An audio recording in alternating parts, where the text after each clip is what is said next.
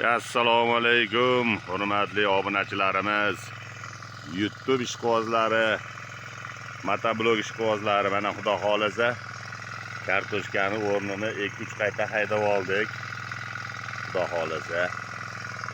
Endi mana qizilcha ekmoqchiman. Qizil lavlagi bugun olib keldim urug'ini.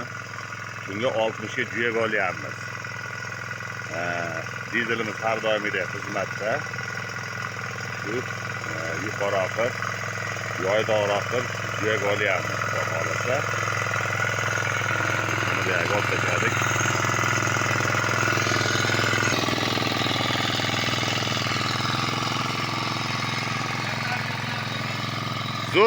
Zo'r. Yerimiz sal nomiga kesalikroq bo'ldi. Bir tomondan yaxshi urug'da, yaxshi zaxlaydi xudo xolasa. Bir tomondan motoblogda mana bunaqa burvoryapti, juyagi sal qiyshiq ketyapti. Uni ahamiyati yo'q. Hammasi Allohdan. Hosili zo'r bo'lib, bozor zo'r bo'lsa, bu qiyshiqing'ir juyaklar hech qanday bir ahamiyatga ega emas. Xullas mana oldik. Hozir buni olib bo'lgandan keyin xudo xolasa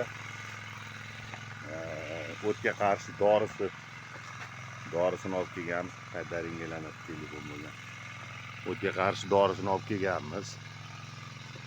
Des dorini sepib qurtlarni bir o'ldirib olamiz. Xudo xolasa keyin 2 kundan keyin ekishni boshlaymiz. 60 juyak o'lchadik metrda. 2 qator ekiladi xudo xolasa.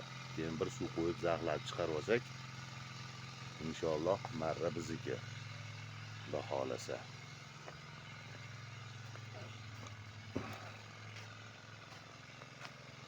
Nimalar sal qiyshiq bo'lib qoldi, hech qisi yo'q. Orasida motoblog ham kultivatsiyaga yurish kerak.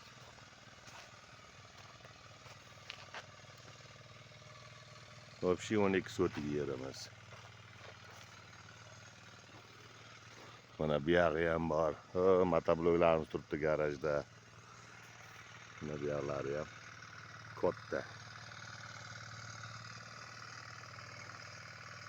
Mana shu boshini sal qiyshaytirib qo'ydi.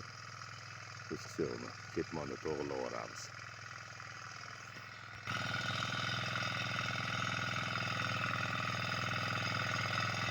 Endi videomizni 3 minut olamiz. TikTokda 3 minut bo'lar ekan, video YouTube'ga qo'yib bo'lmayapti. Bo'ldi, to'xtadi.